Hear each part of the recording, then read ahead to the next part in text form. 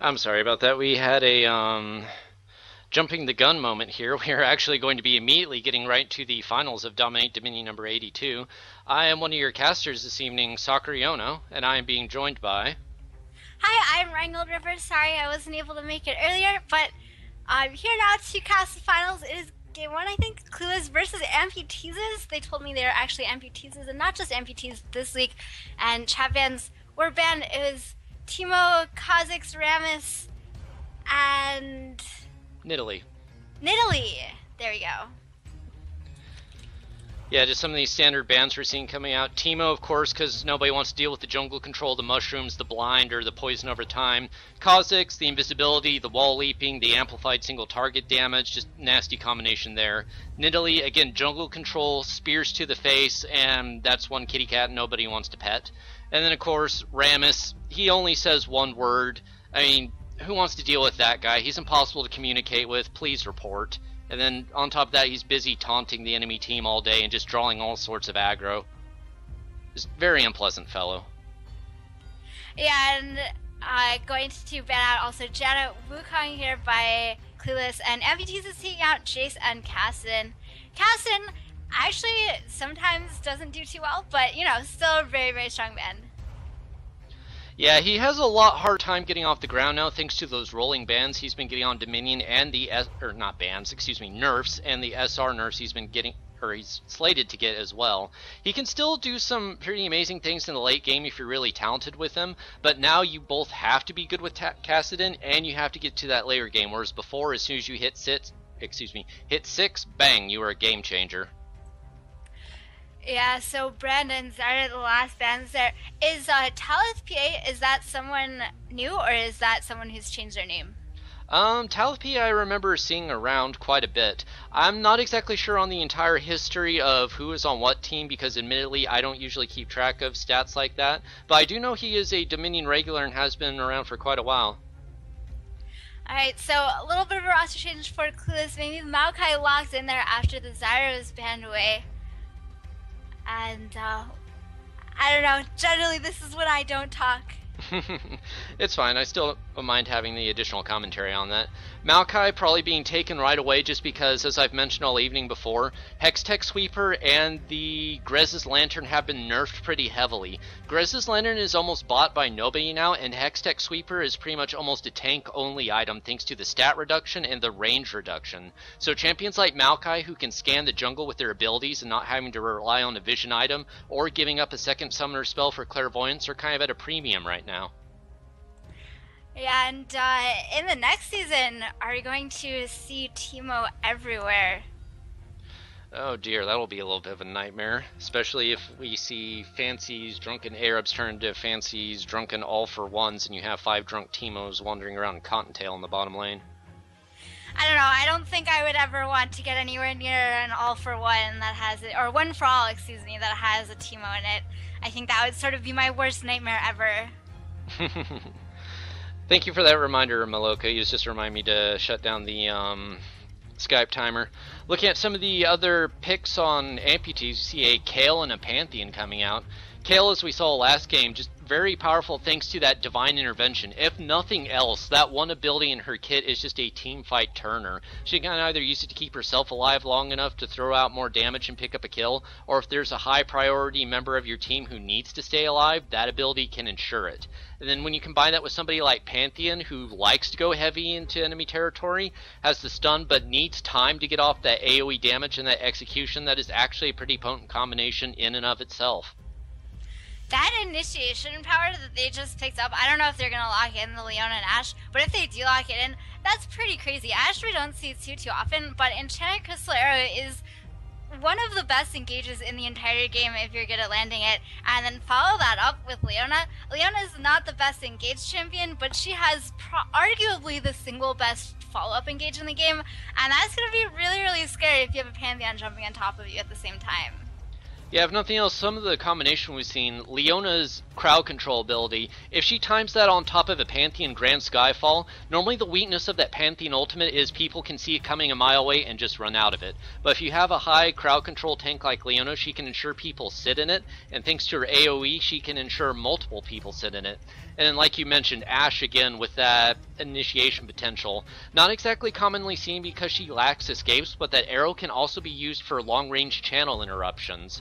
And unlike Vi's ultimate, it can also have a stun effect or not Vi's ultimate, excuse me, Jinx's ultimate, it can also have a stun effect as well. Yeah, Jinx and Ezreal, of course, also AD carries with that long-range interrupt, but it was the Ashe locked in, and I don't think I've actually ever seen an Ashe played on Dominion before, or not in DominateDominion.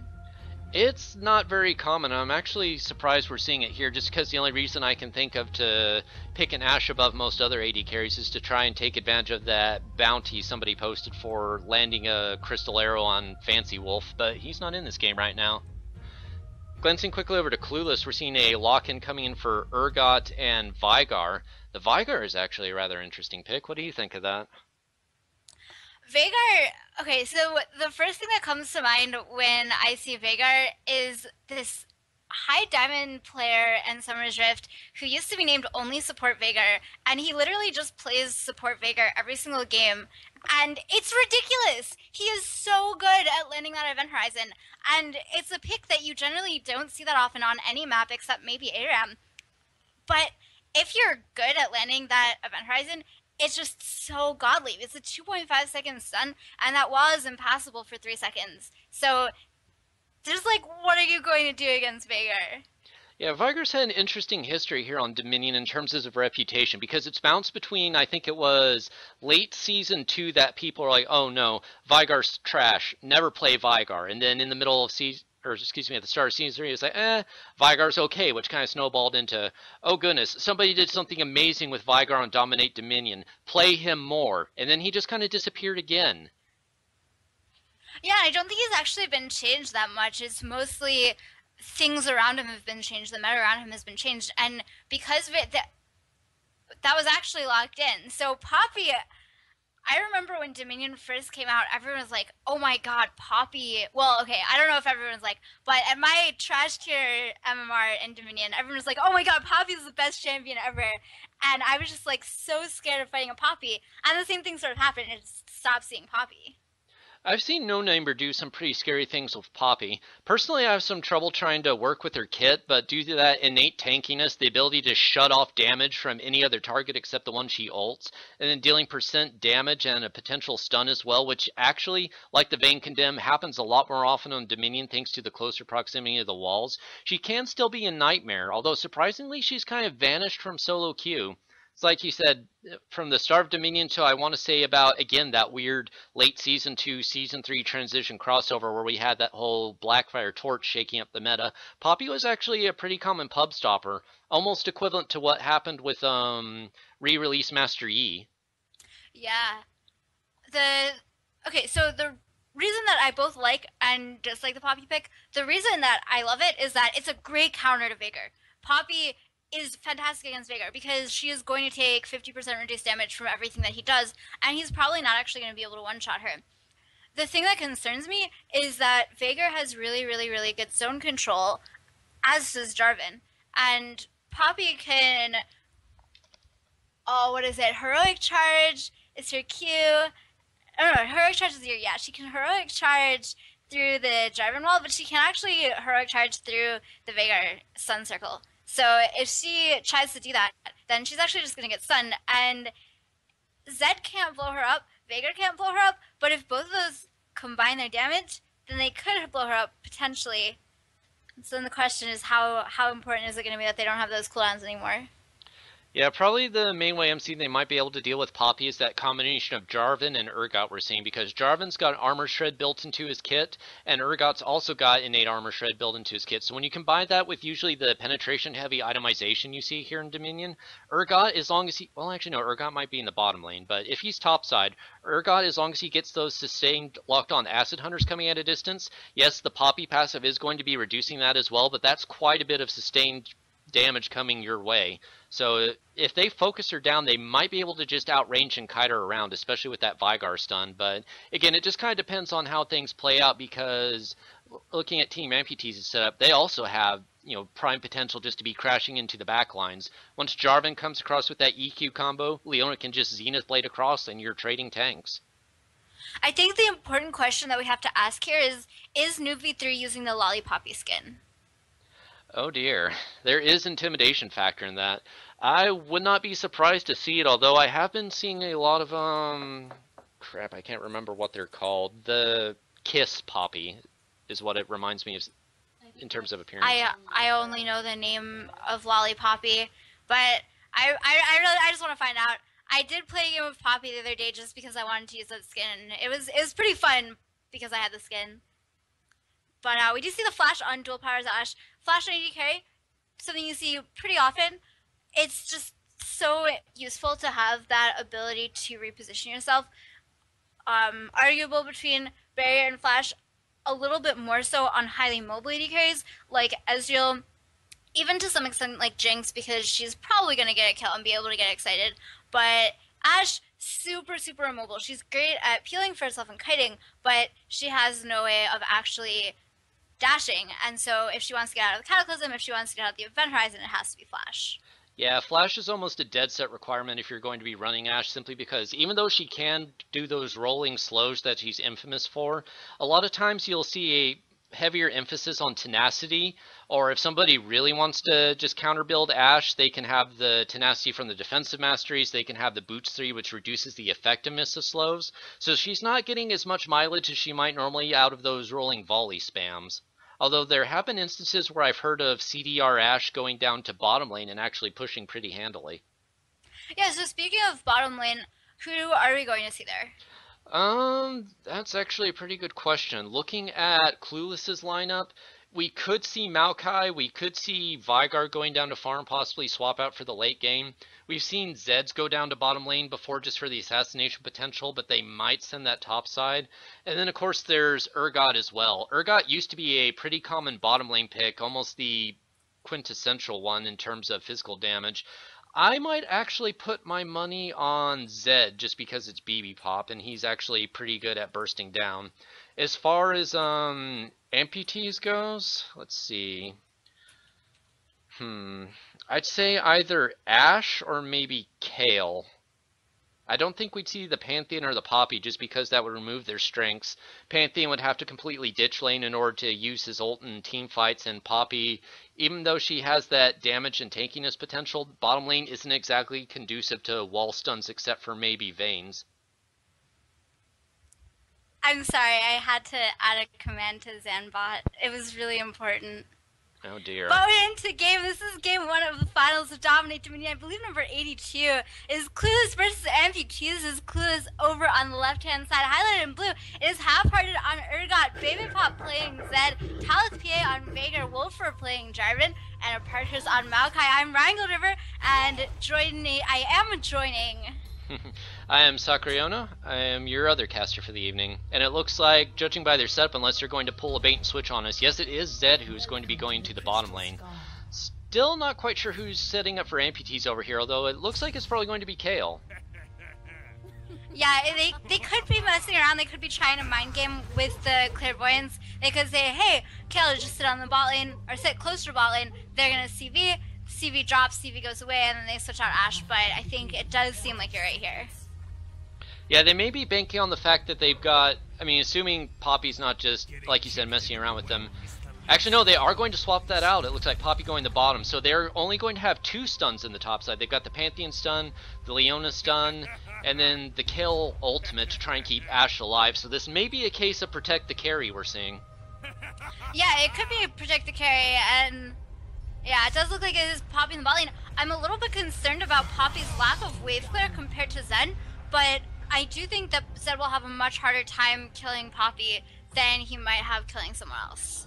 Yeah, Poppy does lack that wave clear, but I'm seeing that early sheen coming out on her. She is trading some of that early game durability, but she may be going for the effect of, instead of worrying about the minion wave, she's just going to try and bully the champion out of lane and then clear it out later. Alright, so there's the sun coming down. Sturgeon forced out a little bit, has to pot up before he comes back. And Talith already with a little bit of capture onto the turret. It looks like it's actually Sturgeon going in alone though. Dual power with the W coming across. There's the EQ in from Wolfer. Didn't get the knockup. stun comes around from Veigar. Also, Wolfer is going to go down for the first blood over to Pantheon, actually. But 2 more kills straight over. Dual power on the side with his frost shot kiting, but Metal Fender is going to go down. Strogan going back in, super brave there. Sunlight proc. Oh my god, Leona gets 1 kill, but it's a double kill for Veigar here. Dual power gets stunned again. Perfect stun circle there. Dual power trying to run away again, but it is Jarvan coming back after the revive. Pantheon came back also, but Science was just not there quite on time. And Science gonna have to disengage a little bit. Kayle coming in. There's the Zenith Blade going back, and again, Dark Matter comes down from Veigar. And it looks like that stun's gonna be enough of a disengage. But they still haven't quite finished the capture here, still fighting. Dark Matter comes down again. There's the exhaust, actually doesn't do full damage. Jump onto Wolfer. Wolfer might actually fall here.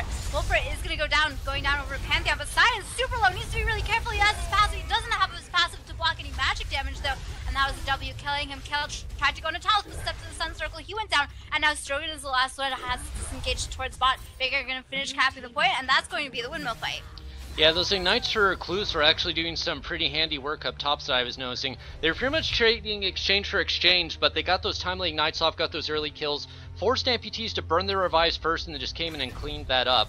Meanwhile, in the bottom lane, actually kind of opposite of what I was expecting, it looks like Zed was the one who completely bullied Poppy up to her point.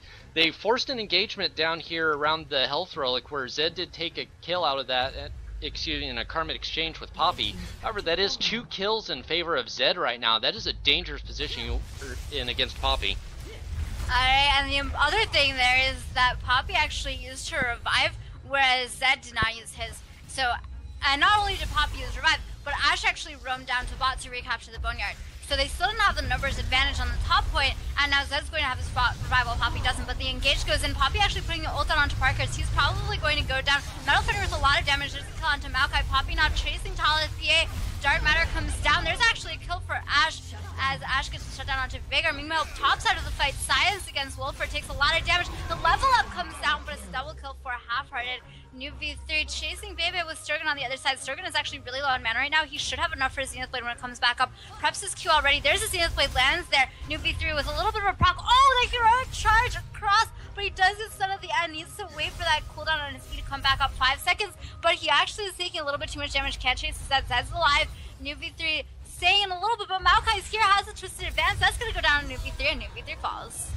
Yeah, just noticing the way that team fight played out, that was actually very well played by Clueless. We saw that early combination I was talking about when Leona goes to throw down her crowd control and Pantheon tries to ult right to the middle of that team fight. However, before Grand Skyfall could complete its duration, Pantheon, I actually had it on the corner of my camera, so I'm not sure exactly what happened. He either got stunned or he got knocked out at ultimate, but completely disrupted their plan for that team fight and allowed them to come back from that situation. Yeah, and that's what we were talking about their chain of ults being really, really good. If you start out with the Enchanted Crystal Arrow into the Grand Skyfall plus the Solar Flare from Leona, but if that gets interrupted at all by Clueless, then they can't get that combo off. And having 2 ults in a combination of 3 ults that you need to all have happen just isn't going to work out. It looks like Poppy might actually be cutting out here. She makes the dive onto Urgot, but is actually not able to get that much damage off onto him. I don't even think Urgot had to pop his shield to endure that one. And then Leona face checking right into the brush. Maokai, oh, that very long range engage is going to catch Pantheon out, so separates Leona entirely from her team. The ult is coming down, but it's not nearly fast enough to save Pantheon. They are going to be able to clean up the Ashe as well. Unfortunately, kind of a recurring theme here is we're seeing right at the end of the fight, Leona, I'm not sure if it's a combination of positioning or just a very good engagement by Clueless, but she tends to be out of a line and is the last one running for her life after these engagements. I think it's Clueless doing a really, really good job of focusing everyone who is not Leona, which is exactly what they want to be doing. The exhaust onto New V3, he actually ults onto Wolfer, so can't take any damage right now. That's about to expire, does get 1 kill off during the diplomatic immunity. Can't quite land the wall stun from that heroic charge, but a Half-Hearted with a ton of damage. But Veigar again, Talit the hero there, putting in his event horizon and saving life. Yeah, this is a very nice stun, if nothing else, just for the sheer duration of the, or excuse me, not the duration, the sheer size of it. That big ring, you're forced to either go around it, if you're caught in the middle you have to sit in it, or you're forced to burn like a flash effect to get through it. Even if he doesn't land the stun, it's just a deterrent for people to immediately gap close. Yeah, and there's not a single blink on this side of Amputease's except for the flash on Ashe. And that flash is a 5-minute cooldown. They don't actually get the neutral there in top lane. Strogan just trying to zone while the rest of the team does get the neutral finally, but he's taking a lot of damage from Half-Hearted. Solar Flare comes down, but it was only the slow, not the stun. Meanwhile, Science channeling on the other side, trying to 1 versus 2 there, but Talith with another clutch of Vendorize, and Wolfer with the Cataclysm gets the kill. It's a double kill for a Half-Hearted. My god, Clueless is playing this so well. Yeah, we're going to have to think of a new name for this combination, because whenever you have Brander and J4, it's the brick oven, but what do you call it when you have Jarvan and Veigar? Something to do with stars, like, I don't know, some sort of nebula? I don't know, I'll have to think about that one, but it looks like Poppy trying to buy as much time down here as possible for Kayle to get away is going to pay for it. I don't think she's going to get BB Pop in trade either. Alright, chat, you gotta help us. What's to call this combination? Because it is doing work this game. I'm really, really impressed by this combo of champions, and I just have to expect a Veigar ban next game. It looks like right now, oh wait, there's an engagement by Leona. They are going to catch Urgot out of position, but that is Urgot. He doesn't quite get the swap off, but I think he still gets the defensive steroid from it, so he is going to be able to survive this engagement long enough for them to come back in. Looks like they are going to pick off, oh no, Veigar, wow. Just getting that double kill there. He's going to be getting stacked on his abilities. Yes, that is a triple, and I do believe he got that with the Q. We'll see if they allow him to pick up the Quadra here. He does have to be a little bit careful from New V3. And no, it is Jarvan steals it away, so only a triple kill for Talith. I like the idea of microwave oven. That's a pretty good name for it. Microwaves are like cosmic radiation or something. Microwave oven, sure, we'll go with that one. Or just black hole. Or just, yeah. I like Coravels also. Sorry, the only thing you guys should vote. The only thing I can think of whenever we were talking about is that old microwave oven from the end of the movie. I can't remember what it is, but there's like a black rock inside, and they're like, Mom, Dad, don't, it's evil, and it explodes. I have no idea what you're talking about, but it sounds amazing. That Ashe arrow. Go ahead. It was a good Ashe arrow, yeah. But Jarvan came in with backup. Metal Fender drops to an ignite there. Strogan being chased. That's the Leona at the end of the fight that you're talking about. There it is in action, and Half-Hearted is able to duel Poppy. The problem with diplomatic immunity is if you can't 1v1 anyone, then who are you going to ult? Yeah, pretty much. I mean, you can still do it for the damage amplification, but it just kind of loses that effectiveness if you're not using it to survive against a team engagement. Actually, perfect stun there by Talith. Can't quite 100 to 0 dual power, but he has his friend Half-Hearted there for some help.